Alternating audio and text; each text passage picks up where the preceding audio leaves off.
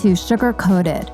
I'm your host, Adrienne Garland, the CEO and founder of She Leads Media.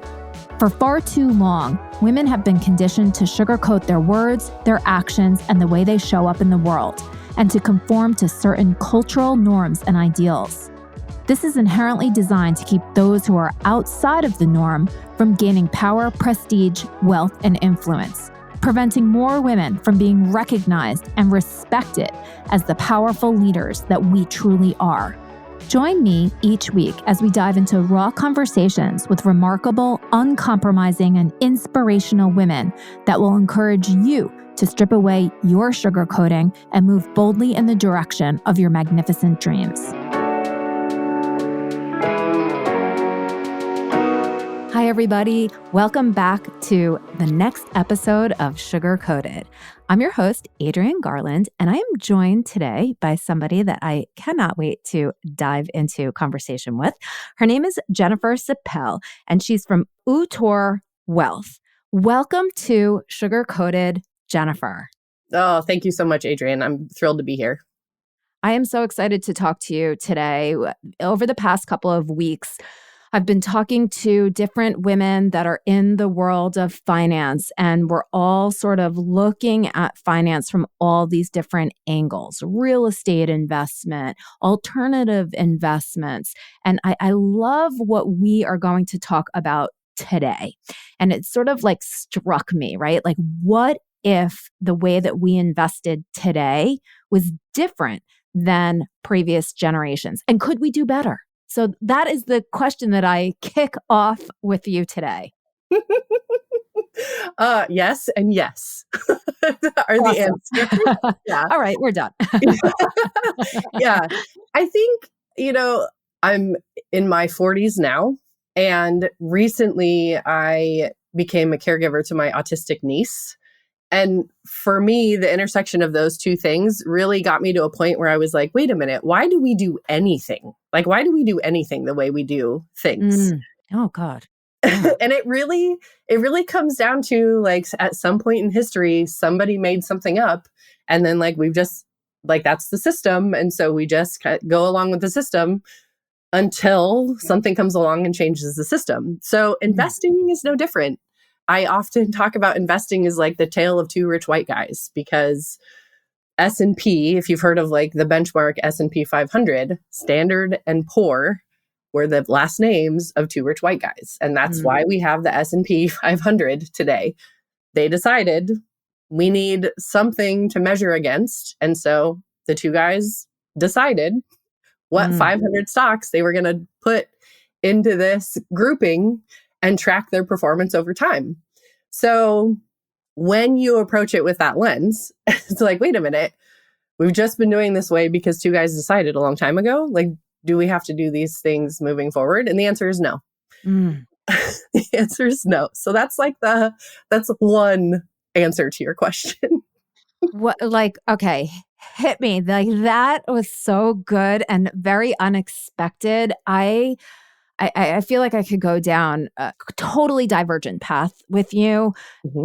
I do want to kind of relish in the fact that just because things have been done like this before doesn't mean that we have to keep on this path. That statement has huge ramifications for everything. Yeah. Everything. Yeah. And we have the choice. And if we as women can build our wealth, then we can also make choices that benefit us. I do what I do because I believe with every fiber of my being that when women have more wealth, we will have a healthier earth. Agreed. Period. And full stop, end of story. When women have more wealth, and in the world that we have created, again, somewhere along the way, people made decisions and we're on this trajectory that we're on now. The power and the resources around the power has been held for too long in a very narrow group of people. And we know there's evidence, measurable evidence, that when you give a woman $1 in an economy versus when you give a man $1 in an economy, how much of that stays within the community, how much of it goes towards children and education and healthcare, again, like just taking care of humanity in general. There's lots of evidence that backs this, my belief and my being Yep. up.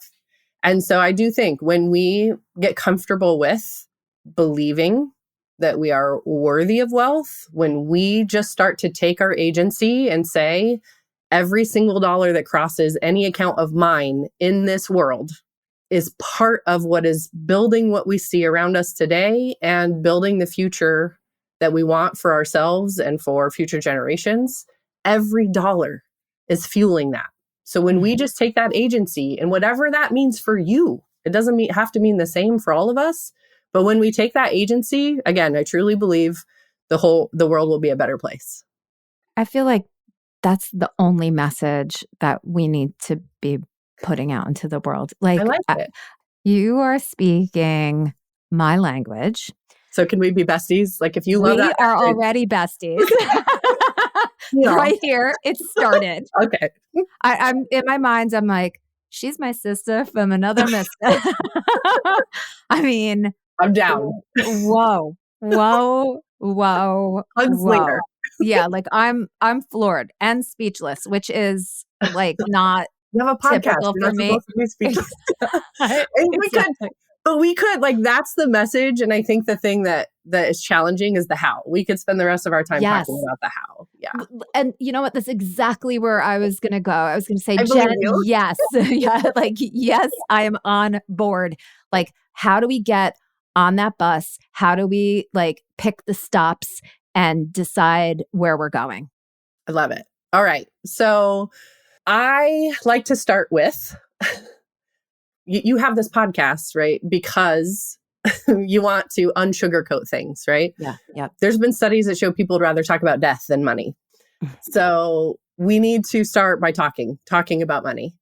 And I love just to give people permission, like anybody who's listening today who has any kind of discomfort around money, I want to tell you that's fine. It's perfectly okay. I have the luxury of having little kids. I have one that just turned 3 and one that's about to turn 5. Aww. And what's humbling, they're starting to get to really fun ages. They're starting to get to less like hands-on all the time, a little more autonomy. But what's so humbling about that is to see and have a constant reminder every day that things we take for granted, like using a fork, that all of us at some point did not know how to use a fork. We were all terrible at it. We didn't know how to hold it. Like when we would bring food up to our mouths, it would spill everywhere. And we totally take that for granted, that when you learn new skills, you're not good at them. Yeah. In the beginning. And that's normal. And that's perfectly acceptable. So if you think of harnessing your financial power, if you feel like you're not good at it today, congratulations, you're normal. You're a beginner. Yep. And that's okay. And then I like to break down, like, really being good with money comes down to 5 skill sets. One is earning money. So earning and creating wealth is a set of skill sets in and of themselves. Being able to save money, accumulate money is a skill set in and of itself. Investing is a skill set in and of itself. Giving with joy and not out of obligation is a skill set in and of itself. And spending. So I like to break it down into those 5 skill sets. And we say, you can read about it all you want. You can learn about them all you want. You're not going to be good at a skill set until you actually do it. So we think about, like, you could read about using a fork. You could read about driving a car. You could read about sailing. You're not going to get good at any of those things until you actually just step in and do them. So I'll pause there. I like to start with, like, you can do it. Here are the 5 skill sets. And then within each of those skill sets, I've got, like, a tactical how. I love it. Yes, those 5 strategies are so important. And I wanted to almost just address, because I love how we're talking about, like, we need to be talking about money. And before we even get into these strategies, I think we also need to somehow get the conversations about money and women talking about money into the world. Yes, this podcast is a way to do it. We also need to bring it up. And if someone is uncomfortable, we have to almost hold their hand and say, it's okay to talk about this. Yeah. Yeah. And then we can move into some of these other things, because I've said this on the show before. I was in the Goldman Sachs 10,000 Small Businesses program, and it was all women. I was in the Tory Burch cohort, which was just so wonderful. But when we got to the section on finance, there was a lot of shame that came up. People were crying. Yeah. And, it shouldn't be like that.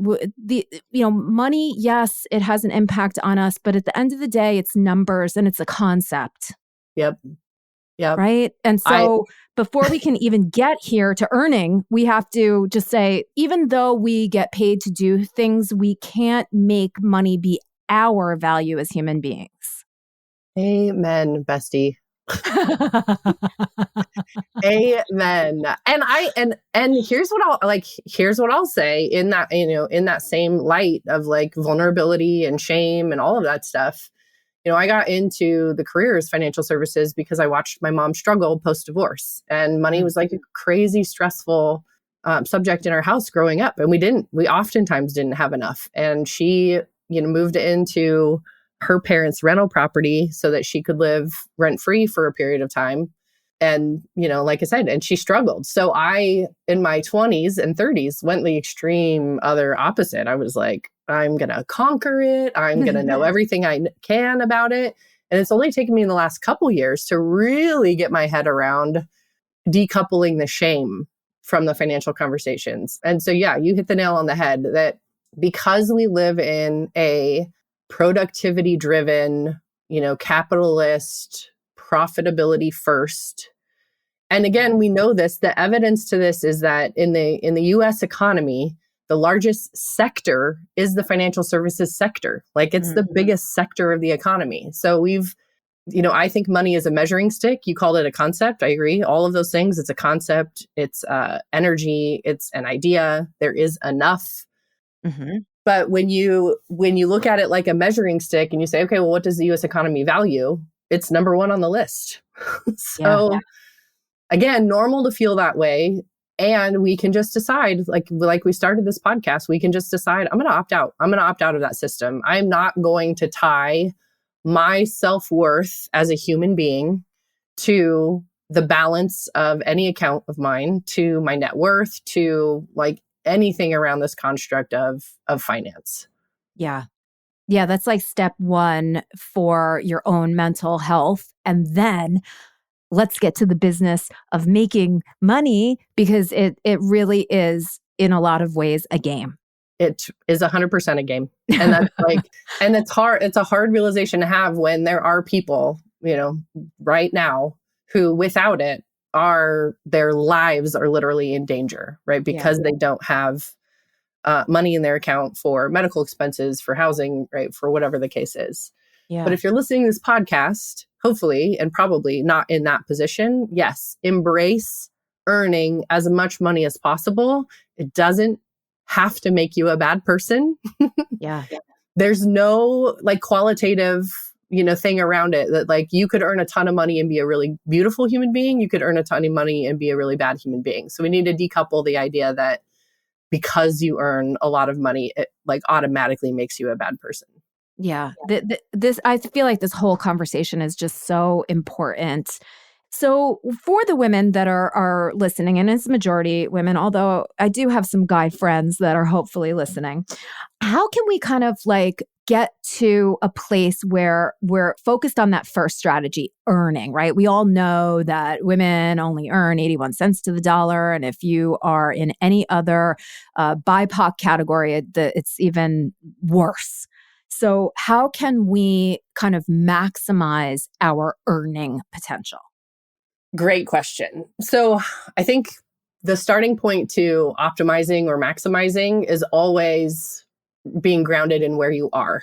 If you don't know like whether or not you're getting paid market rate for your skill set and experience set, like that's the place to start. So start looking, I mean, even just Google whatever the job is, like, marketing professional, brand professional for corporation. Google your occupation, look at Glassdoor, look at some other resources and be like, okay, am I getting paid market rate for this work I'm doing for someone else? Same if you're self-employed, like what's market rate for this skill set? Once you know, then it's like, if you're at a company, if you're a W-2 employee, you're getting paid a paycheck and you're not getting paid market rate, then the next thing is to ask for market rate. And there's that's a whole nother set of skills to be able to ask for what you're worth. Mm-hmm. There's some way better resources out there for this. And maybe you know of some, Adrian, and I might have to get back to you with. There's one in particular I'm thinking of, but her name is not coming to mind. Okay. Yeah, there's a ton of resources out there. Even Jen Sincero, which is badass. You are a badass. Yeah, you are a badass with money. Yes. Yeah. Yep. Yeah. There's one. Oh, it's going to kill me. I'm sure it'll, like, as soon as we are finished with our podcast, I'll come up, but I'll email it to you. Okay. She's great. She's got some free guides on, like, there's a very specific way to ask for what you're worth at work. And then same if you're self-employed, to make sure that you're not underselling. I think for those of us women who are self-employed, it's really easy to go to price as the first thing that we start to negotiate when we're working with people. And I'll tell you, like, gamify it for yourself. Ask for 3 times what you've asked for before, and you'll be shocked. Yeah. You'll be shocked at how many people say yes, how many people, just because you put a higher value on your services, they also put a higher value on your services. Yep. And so you just start to engage with more fun. There is so much to be said for, asking for so much more than you even think that you're worth, because it helps you to grow your business, and you need that extra cash in order to then operate your business in a way that isn't kind of killing yourself, right? So you can hire somebody. Yep. Right. So you can get help so that you can grow your business, because this is another thing that affects women. I don't even know what the statistics are, but it's a very small percentage of women that even get past the $1 million mark in their business. Yeah. Yeah. I couldn't agree more. And the societal expectation for women is that we're constantly in service to other people. So that is how we obtain worth, right? We are worthy in society when we are taking care of somebody else. And we bring that baggage into business. And I totally agree with you. Ask for more. What's the healthiest my business could be? Yeah. And think of it in terms of, like, just financial self-care and financial health.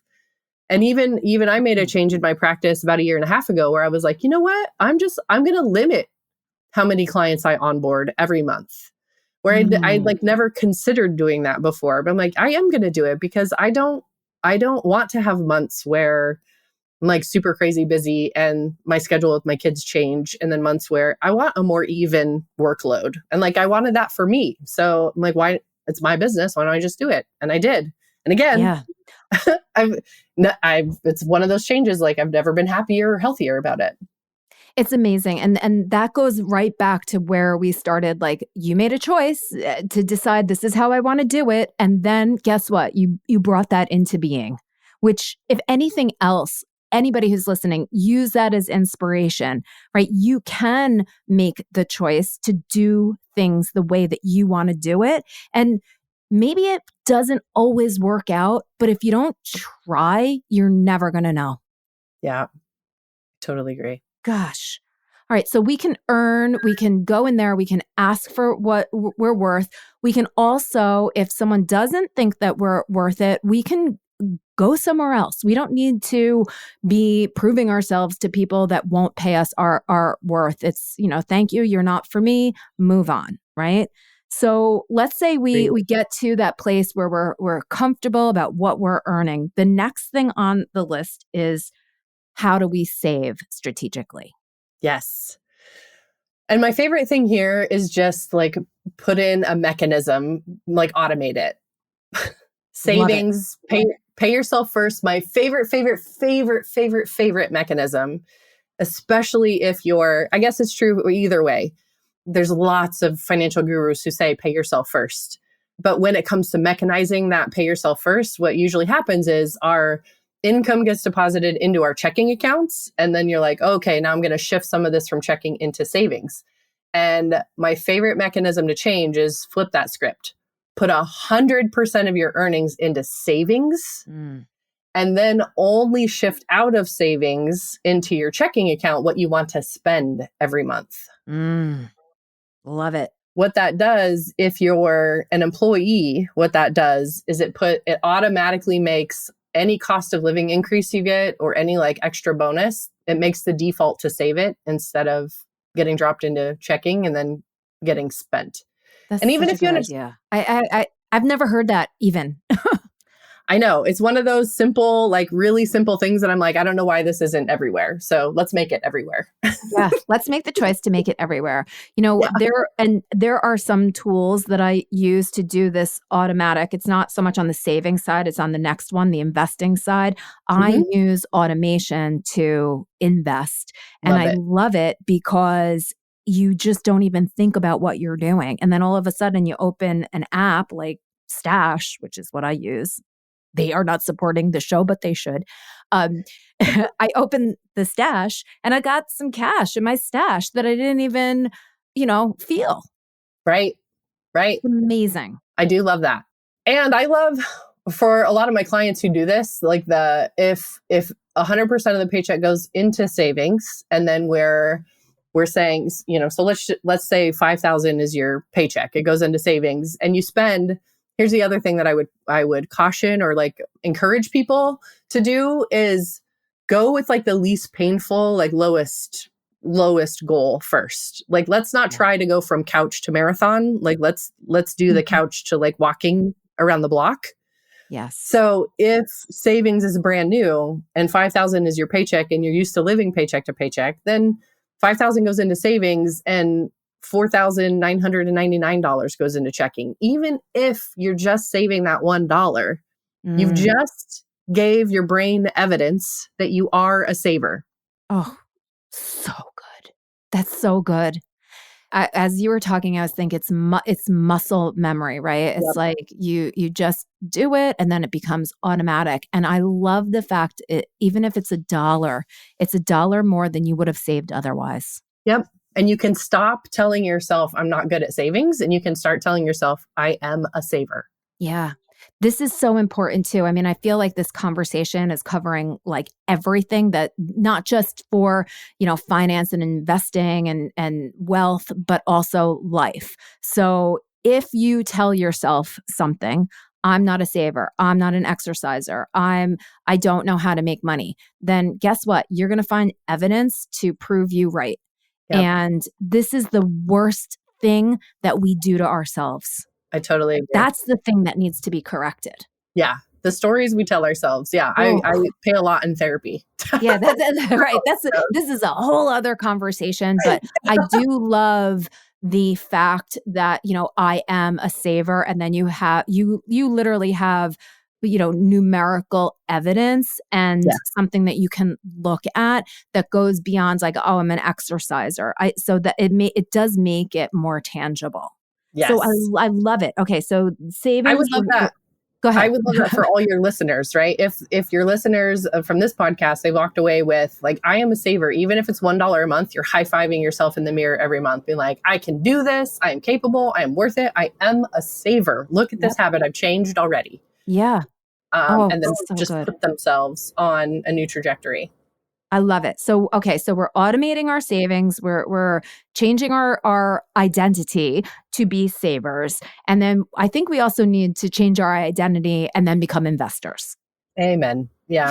We have to invest. So accumulating wealth. Savings is accumulating wealth, right? You generated it or you earned it when you traded, right, work or expertise for money.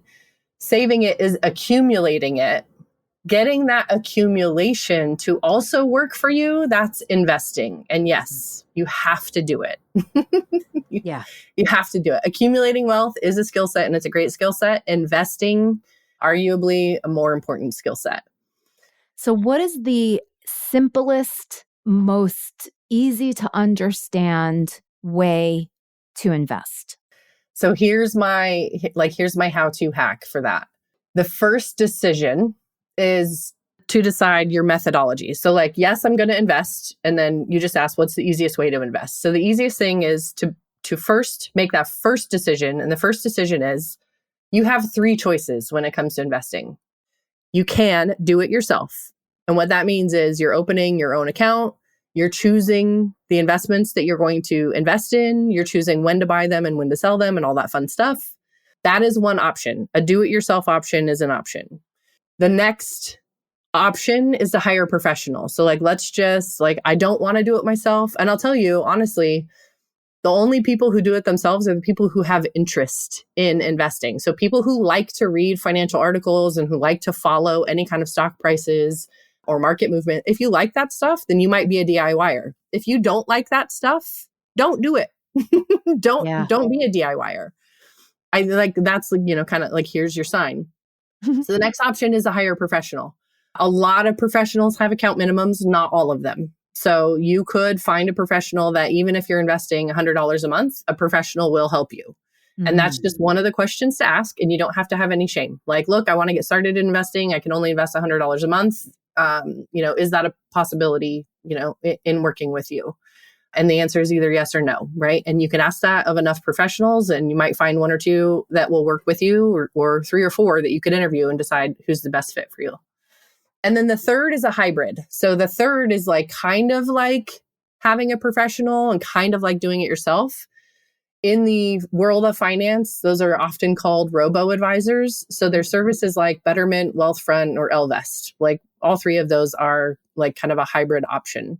And those are cool because you go online and you fill out a questionnaire and you say, like, I want to invest $100 a month. They're going to ask you a bunch of questions about what would you do if this happened? How do you feel about this? And through the end of your questionnaire, they're going to arrive at, great, this is the portfolio we recommend for you. And you were like, great, yes, let's do it. This is so great because it makes it nice and easy. And I think that if people, there's a little bit of like, okay, but if I don't know what I don't know, I'm afraid to, hire an investor because what happens if even if it's $100, like what happens if they take my money or lose it? Or like, I don't even know what they're investing it in. Right. I have a guide. I have a guide, a free guide. It's like finding the right financial advisor for you. Beautiful. That would answer most of those questions for you. So like in the guide, here's a 5-step process. Here are the questions to ask the financial advisor, where you can look up, like, is this advisor, like, do they have customer complaints against them or even like, criminal background? But for the most part, like working with a professional advisor is a lot like working with a bank. It is a very heavily regulated industry. And particularly today, while we're in the midst of Silicon Valley Bank, failing, nothing is risk-free, right? Banking isn't risk-free. Working with an advisor isn't risk-free. So yes, there is risk. There's risk to everything. So there's risk to walking out the door. Yep. There's risk to keeping your money in a bank account. There's risk to putting the money under the mattress. There's risk to any investment you make. Like all of them have risks. So having the expectation that you can do something risk-free, I think is something that we can just eliminate. And then it's a matter of just managing the risk. So all the questions you just asked, Adrienne, amazing questions to ask the advisor. And if you don't get answers that satisfy your answers, then work with a different advisor. Yeah. Right. And if you don't, this is also goes back to trusting yourself. If you feel like you're being spoken down to, if you feel like they're talking too fast and you're not getting it, then that's not the right person for you. And you have the authority to move on because even if it is $100, it's your $100. Yep. Yeah. Couldn't agree more. And I have that part of that is in my book. We would never accept that in the medical field, right? If a doctor was telling me, I'm going to do a surgery on you, but I can't really explain the surgery in a way that makes you feel comfortable with it, you would not, right? No. Like, no, you're not cutting open my body for that. Same. Like, I'm not handing over my $100 for that.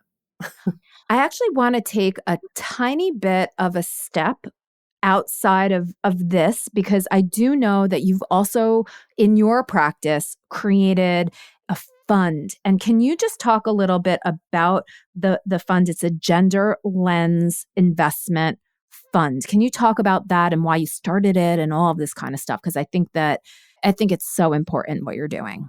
Awesome. Sure. Of course. I'd love to talk about that. So I have a client who really was like, their entire ethos, similar to mine, is we want to close the wealth equality gap. And the way that she puts every dollar of hers into the world is to that end, right? Like where she banks, where she is investing in. She's also a venture capitalist. She's also a successful startup founder. She's putting all of her resources to work to help close the wealth equality gap. And she's like, when it comes to investing in the stock market, what are our options? So that's kind of where the conversation started. We looked around at options and didn't find anything that we really loved. So we're like, okay, I guess we're building it. It's kind of a theme. So what we did is it is a U.S. strategy. The United States accounts for between 50 and 60% of the global publicly traded companies. So we started there because it's the largest market. It's most of everybody's kind of core investment strategy. And we decided to make it just broad. There's only 5,000 publicly traded US stocks. So we're like, okay, we want the best of these 5,000 stocks. And we're going to take our entire same philosophy when it comes to investing. We're going to examine, is it a good company? Is their balance sheet and their cash flow look good?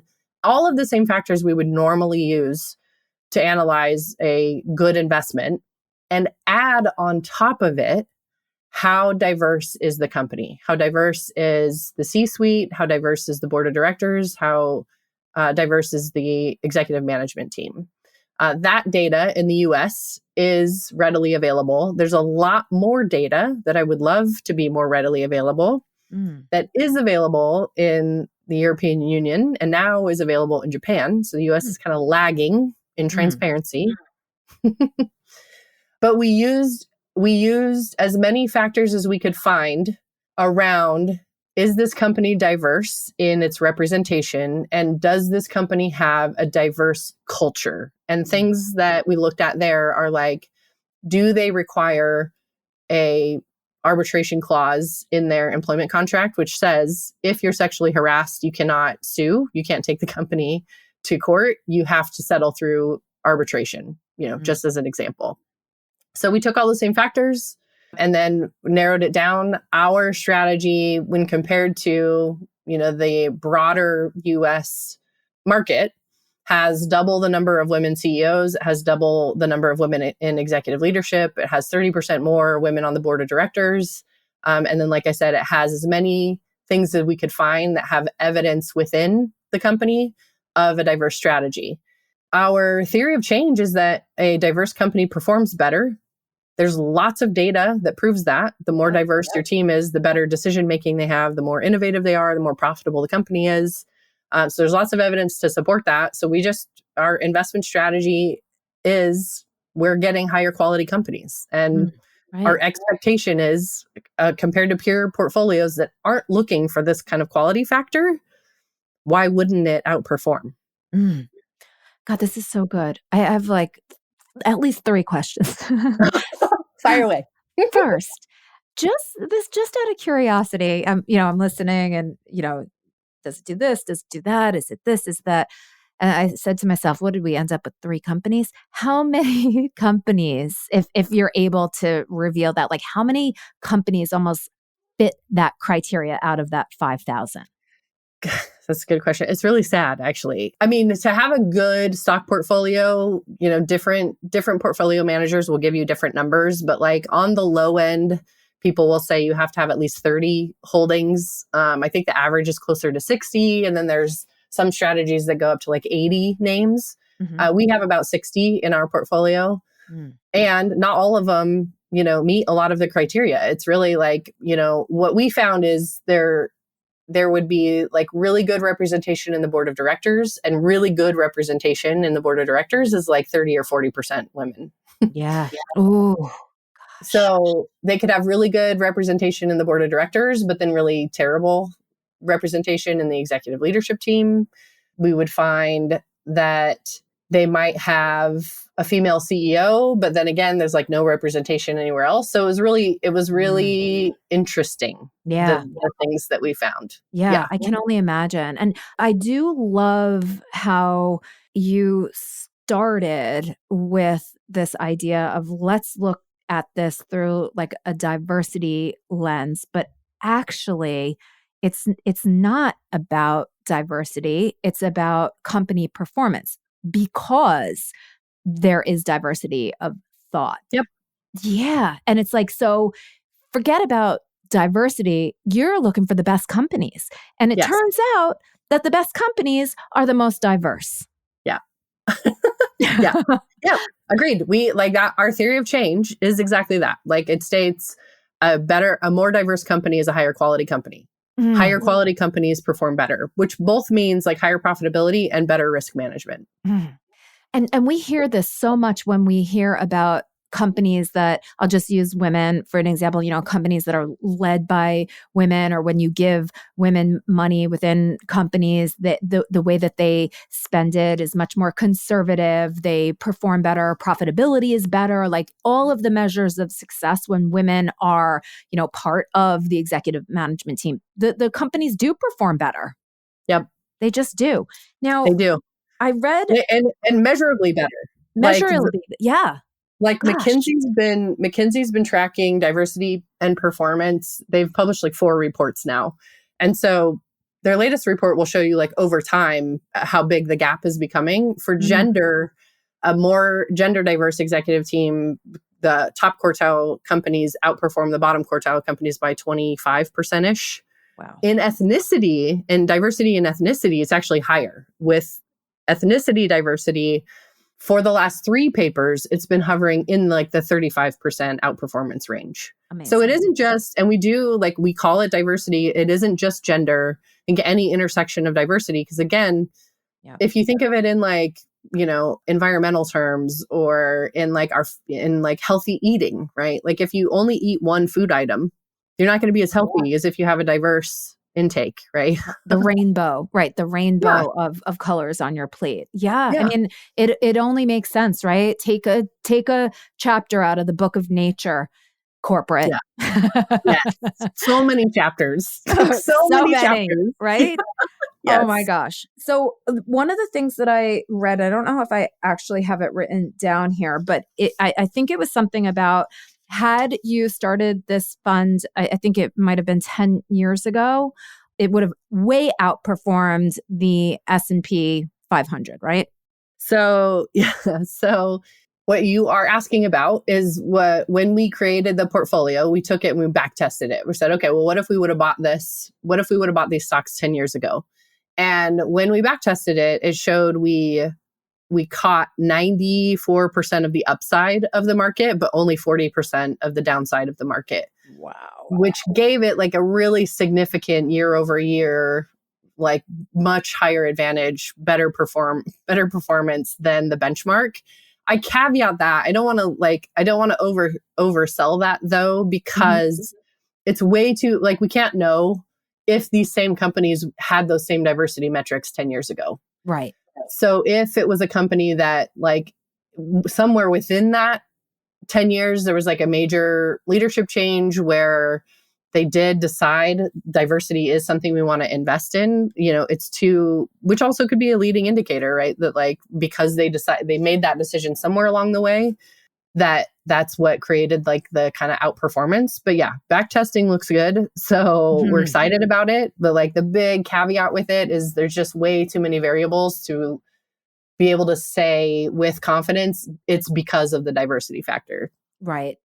But it almost supports the point though that these companies that you've selected are better companies overall. So even if turning the clock back 10 years, even if they weren't as diverse as they are today, there was something that was inherent in them that they were a good company. They were setting themselves up for success. And even if they changed their policies recently, it's a company that's open to change and recognition that diversity of thought or gender or, ethnicity, that it matters.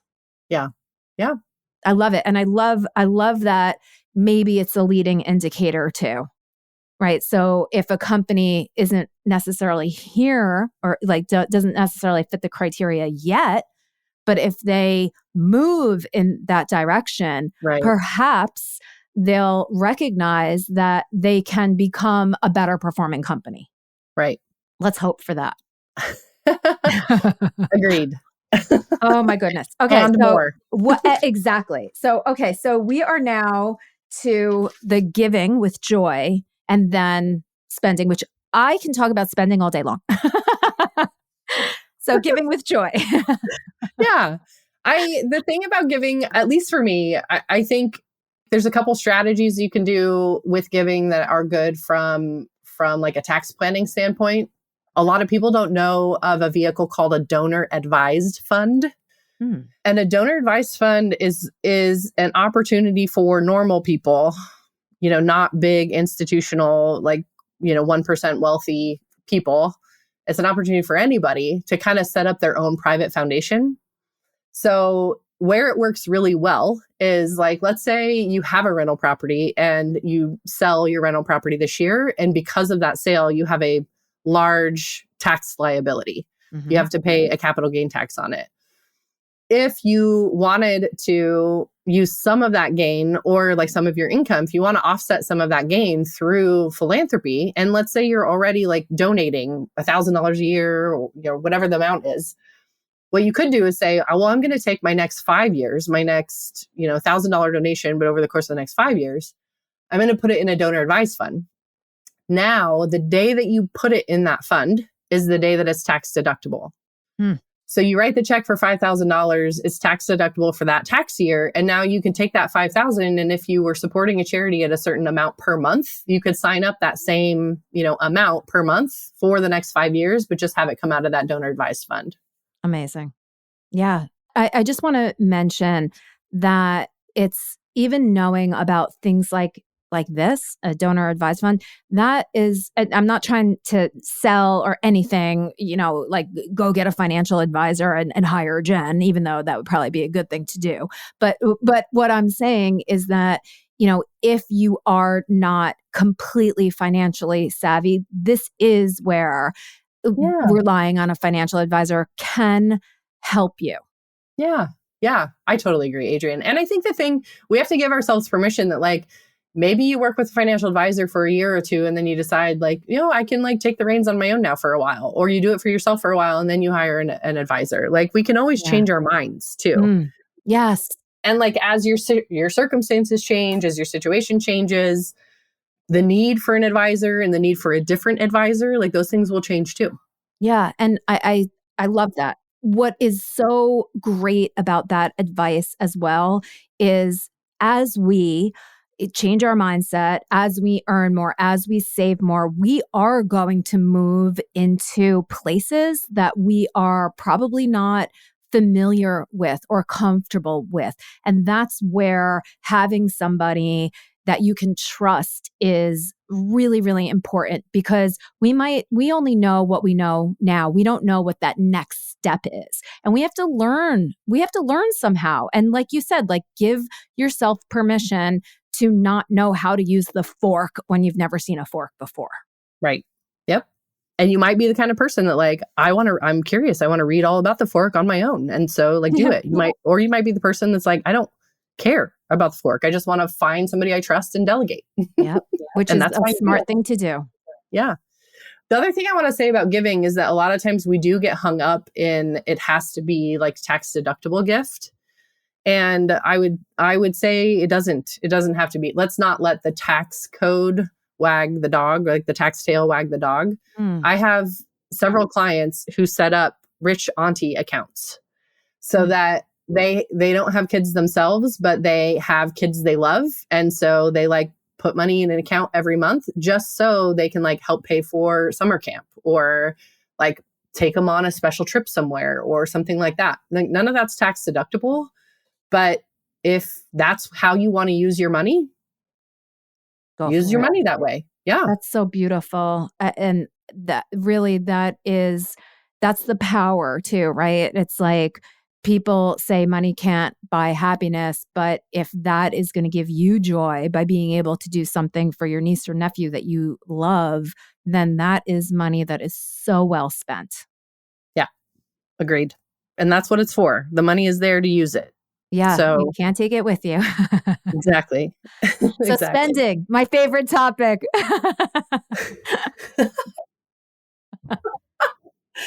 I love it. My thing is, like, you could probably talk about spending more than I talk about spending. So I would love to hear your best nuggets around the spending thing. The only thing I've got is once you are saving and investing adequately, so, for like a plain vanilla trajectory, which doesn't have to be your trajectory, but I don't mind working. I like the kind of work I do, and I want to be able to retire at, like, quote unquote normal retirement age, somewhere between 60 and 70 years old. If that's the trajectory you want to be on, then of all of your income, somewhere between 15 and 20% of it needs to be invested in that future self. So you get to spend 75 or 80% of it, or 80 or 85% of it. You've got to put 15 or 20% of it into investments for that future self, so that you can say one day, I'm only working because I want to and not because I have to. Yeah. So that's kind of like the first most important decision, is that of all these dollars that come into my life each month, what percentage of them am I going to spend and enjoy today? And what percentage of them am I going to put aside for my future self? Right. So that you can spend on things or people or experiences that you love. And I think those two things have got to, be hand in hand. You definitely need, all of this actually needs to work together. It's the machine, right? It's like, Yep. You need to earn more, you need to save, you need to invest so that you can give with joy. And, if I could be so bold as to modify, I would even say spend with joy. Right? Yes. Like if you Totally come agree. you come to this place that you're like, I earned it, I saved it, I invested Yep. it, I was smart, I did this, and I really want XYZ, or really want to go to blah, blah, blah and stay Yep. in a nice hotel, then spend that with joy and embrace that. Don't be worried about like, oh my God, that costs, $5 more than I wanted to spend. Just lean into it. It's okay. If you know how to sort of operate this system, that $5 is meaningless. Bestie. Right? We're on the same. We're exactly on the same page. You know that Utor is Latin for to use, to employ, and to enjoy. So yes, I'm 100% with you. Once you have those like big decisions laid out, you spend unapologetically. You apologize to no one. You spend exactly how you want to. Yeah. And for some people, we get caught up in the budgeting thing. Like there's no right answer for budgeting, right? For some people, if you're like me and you're more introverted and like you love to be at home, and I love to like cuddle up at home and read a book. If I like didn't have to be out into the world more than once a week, like I'd be all about it. So like I have to love my house.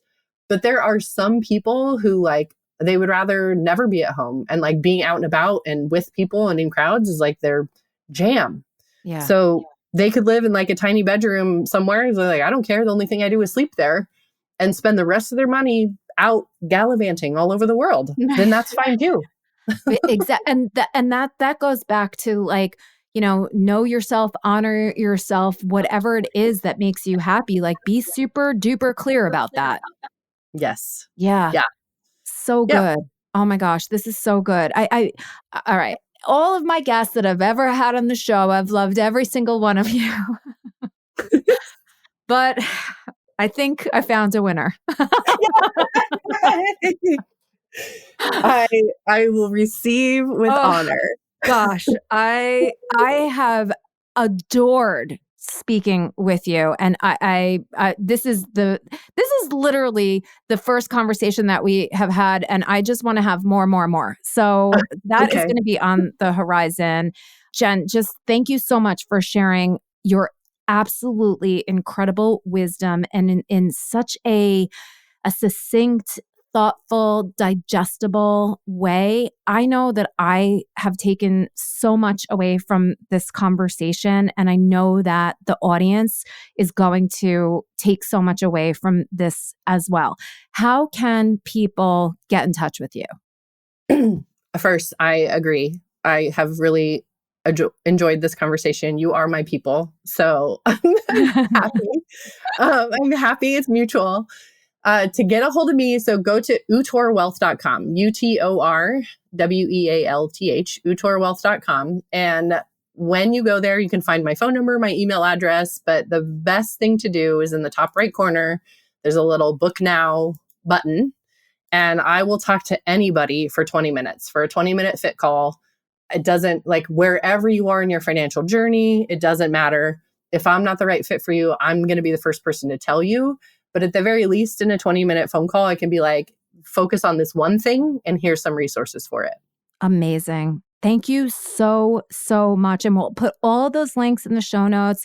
And you also mentioned a book, an ebook on how to, or a workbook on how to find a financial advisor. Questions will include all of it. And just thank you so much. I can't wait to have you back on the show again. And I will talk to you soon. Oh, thank you so much, Adrienne. And I'm like so appreciative of the work you're doing. Like, we're all doing it together. Thank you.